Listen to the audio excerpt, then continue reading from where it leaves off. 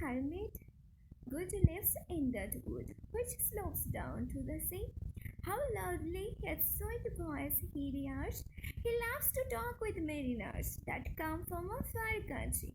So this para of the first para of part 7 is the description of that hermit through the voice of the mariner. Okay, mariner is describing that hermit. Okay, this is what the first para of part 7. He says the hermit is someone who lives in wood. Not only he lives in wood, who slopes down the sea, and he loudly his sweet voice he rears. So this mariner is someone who lives in wood, who has a very sweet voice. He chants hymns, and he is someone who loves to speak with someone coming from ship, and someone like that mariner. Okay, who is coming from far country. Okay, that's what the mariner thinks, because he expects that as he talks with every other mariner, he'll talk with me too. Okay, this is what the first para, the introduction or the description of the hermit.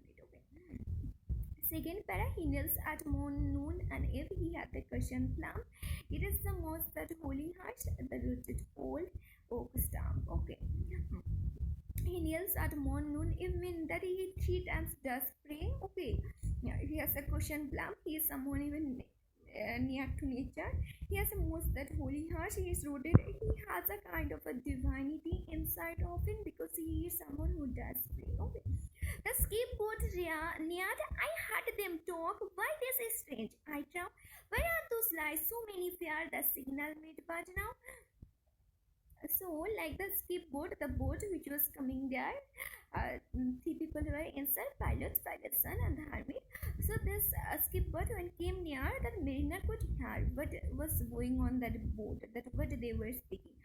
So while hearing, he could hear that these people were saying that why this is strange. I trow is a kind of a, like, I believe. Okay, like why this is so strange? Where are those lights? Like they could found a light which was signaling them, this boat people, and that's what they are now. Where the light had gone? Where it seems now strange. Okay, strange by my faith, the hermit said, and they answered not our cheer. The planks looked worked, and see those cells, how thin they are, and said, I never saw out like to them, unless perchance it were. Okay. So the hermit says that it might be seem strange. Okay, they are not cheering, they are not answering. The planks looked worse, even the ship is looking so much different. See those cells and thin they are here. It's different. Okay, it's different. The hermit is saying it's definitely different than we imagine we could have ever seen. Okay, brown skeleton of leaves that like my forest brook along when the ivy toad is happy or snow, the owlet hooked to the wolf below the is the she wolf. Yeah, so it's now the situation of the sheep is compared to the situation of this like like that of a skeleton. Okay, a skeleton is left in a kind of a alienated place. So this too even give hint of a death. Okay, this is what brown skeleton lives that like my forest brook alone. I will totally have you know the outlet homes to below. That is she was, yeah. Okay, so here's a very vivid description. Dear Lord, it hath a findish look. The pilot made reply, fair. Potion, said the hermit. So after seeing the situation of the sheep, which is being compared to skeleton, which is symbolically saying that there's death available, maybe ghost available, or something dangerous, so they are scared. And pilot says that, dear Lord, it looks something dangerous. Okay, so something may be harmful. So he is scared. He says, let we go back from where we came. Okay, said the hermit cheerily. But hermit says, push, continue to move toward that ship. Okay, this is what said by the hermit. The boat came closer to the ship, but I nor spake nor stirred. The boat came close beneath the ship, and stayed a sound was heard. So the boat came close to the ship. Mariner did not make a single sound, did not speak even, but the ship still came near to him. Okay.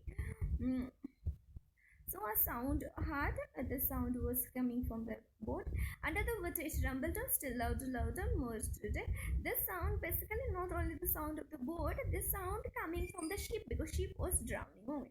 It rumbled and still louder, louder, more than it is the ship. It split away. The ship went down like a little. So the ship just drowned away. Stunned by the loud and dreadful sound, which sky and ocean smote, like one that had been 7 days down, my body lay afloat, but swift as dim myself I found within the pilot's boat. Okay. With a dreadful sound, the ship drowned, and he somehow found himself laid in that boat. Okay, so like like by suit as dim myself I found within the pilot's boat. Okay, upon the wheel where sank the ship, the boat spun round and round, and all was still save that the heel was telling of the sound. Okay, so the boat spun around the place where the ship sank, and all was still. Nothing, no movement from the ship came, and it went somewhere. Like this is a symbolic meaning, as though what happened to the mariner life, it was all past, is saying that forget with the ship. As the ship has gone away, you have to forget what happened. Okay, you have to now move on. Okay, this is what the hint. Leave the past, as the past, which is the symbolically showed through the ship that it has gone away. You are now supposed to forget the past too. Okay, so this is what I moved my lips. The pilot shift fell down in a fit. The holy hermit rested his eyes, prayed where he did say. Okay, so once the mariner, after getting back his senses and now started speaking. Okay, well, he started speaking. What happens? The pilot got shocked. He's like, when the ship was filled with dead body and the ship even sunk in, this man now starts speaking. He must be ghost or something. So by thinking this, pilot shrieked, shouted out of fear. Okay. And hermit raised his voice. Hermit did not make anything, like he did not get scared or nothing. He just praised as though nothing happened. Okay, I took the words, the pilot's boy who now doth crazy go, and the pilot boy, after hearing this mariner's voice, what he too got scared and he got crazy. He became insane. He became mad. Okay, laughed loud and long. He started laughing. This pilot's boy started laughing. His eyes went to and fro. His eyes started moving, circular, and sometimes went and fro. So, ha ha ha ha, quoth he full. Then I see the devil knows how to do. Okay. So that like then what happens, this mariner started now pulling that ship. He started now helping that boat to move. Okay, now all in my own country I stood on the farmland. The hermit stepped forth from the boat and scarcely he could stand. So what happens now, the boat has come to a land, to a shore. Okay, and that place is his own country, mariner's own country. Okay, so hermit stepped forth from the boat. So the hermit was the first person, came down from the boat, and all other followed.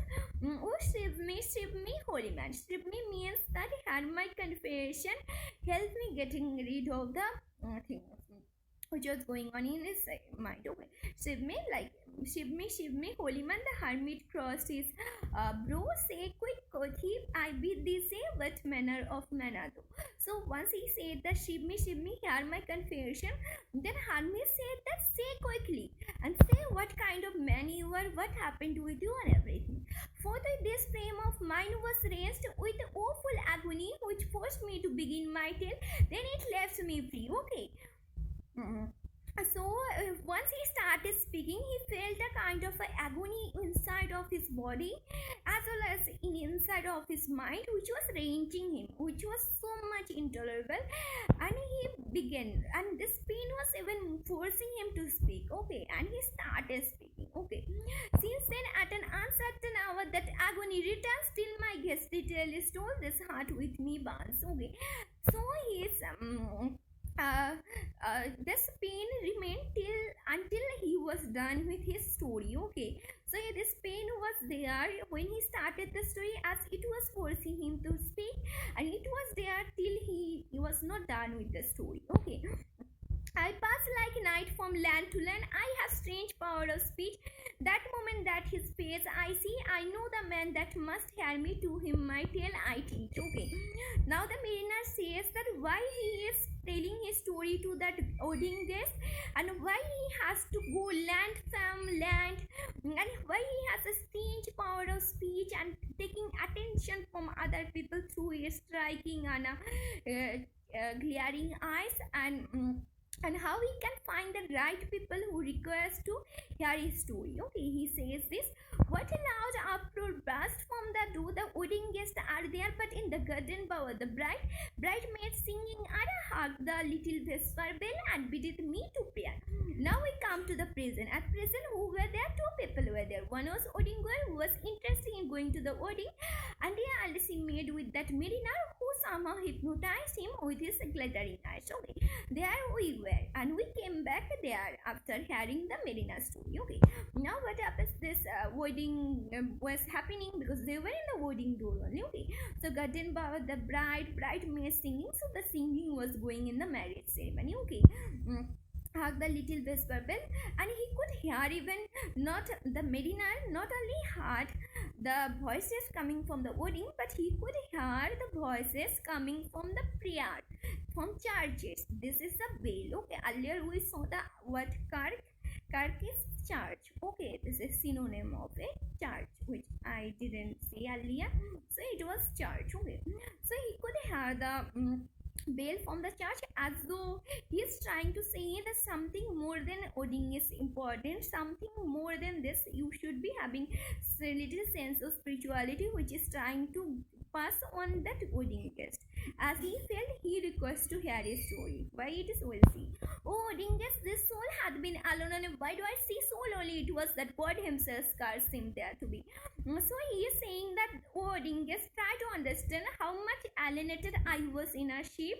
I was so much scared, so much alienated. I felt like that God had cursed me. I felt like that my life had shouted out of me. Okay. Oh, sweeter than the marriage, it is sweeter far to me to walk together to the kirk and with a godly company. So now the mariner says that there is something more sweeter than the marriage, and what it is? To go together to the church. Okay, kirk, church. With a goodly company. Okay, like a goodness within yourself, and this goodly company can be the wedding guest too. Okay, to walk together to the kirk and all together pray, while each to his great father bends, old man babes and loving friends, and youth and maidens gay. Okay, so he says that to walk together in the church, all together will be praying with each other to the God. The great father bends, will be bending towards the great father, will be showing our respect. Old man babes, loving friends, youths, maidens gay. Everybody can go there and will be. This is even cheerful. This is even an expression of mirth. This is even expression of happiness.